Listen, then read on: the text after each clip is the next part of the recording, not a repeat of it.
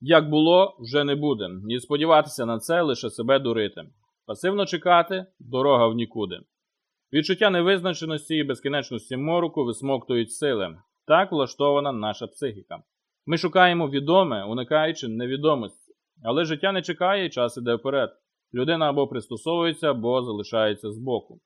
Добра новина в тому, що підлаштовуватись – це природний механізм виживання. Але що саме можна зробити, щоб протриматися ще трошки? Як обманути себе, щоб отримати шанс дочекатися кінця? Про доступні способи відновити життя детальніше в цьому відео.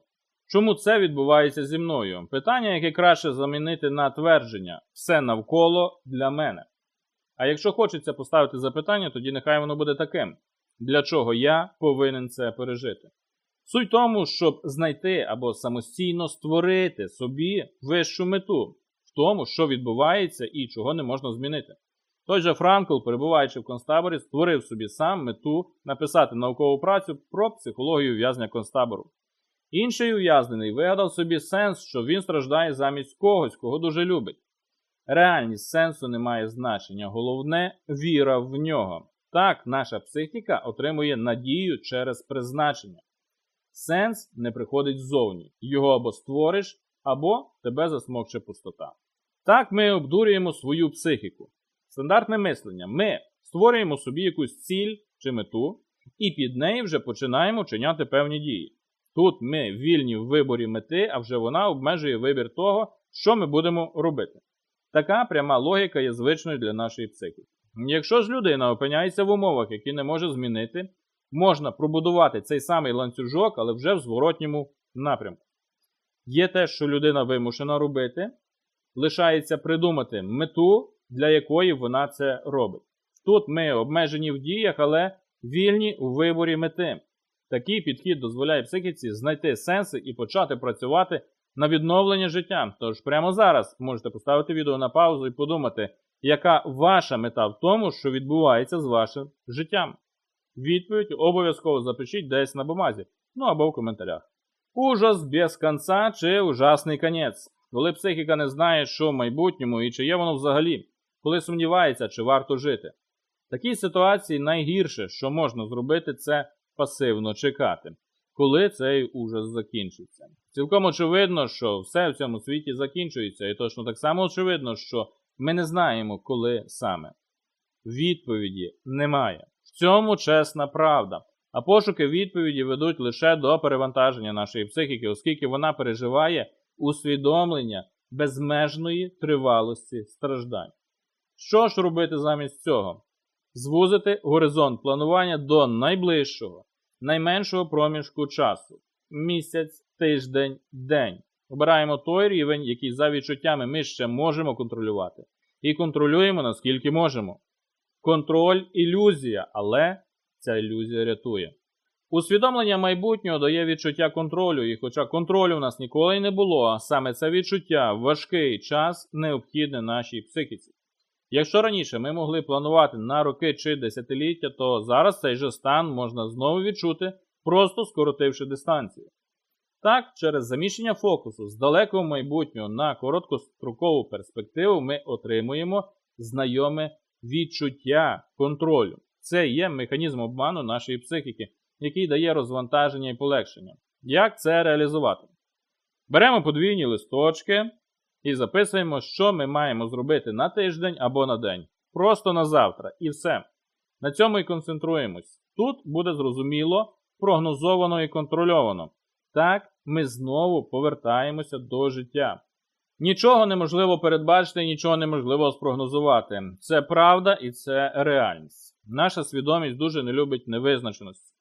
Потреба знати, що буде, прошита на рівні інстинктів. Це питання біологічного виживання. Якщо немає розуміння, що чекає нас далі, ми починаємо шукати відповіді або вигадувати їх.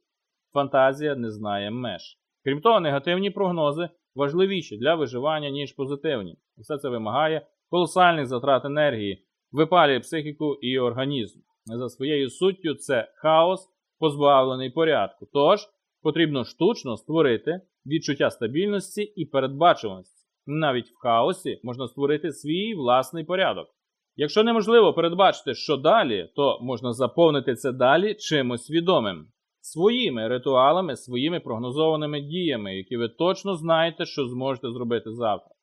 Саме вони створять хоч і штучну, але відчуття передбачуваного порядку.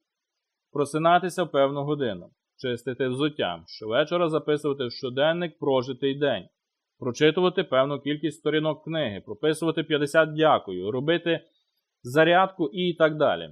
Деякі в'язні ГУЛАГу щодня мили металеву кружку до блиску. Головне – доступність. Цей ритуал ніхто не повинен відібрати. Людина повинна сьогодні точно знати, що завтра і післязавтра вона буде це робити. Так, ми обманюємо свою психіку, і вона отримує стан прогнозованості. Ритуал – це територія непідвладна мороку. Якщо майбутнє невідоме, то можна його собі створити, принаймні в уяві. А для мозку немає різниці, переживаємо ми якийсь досвід в реальності чи лише уявляємо його. Питання тільки в реалістичності того, що він сприймає. Для цього потрібно правильно вибрати, що уявляти, і робити це максимально правдоподібно, максимально занурюючись в цей стан не лише картинками, а й відчуттями.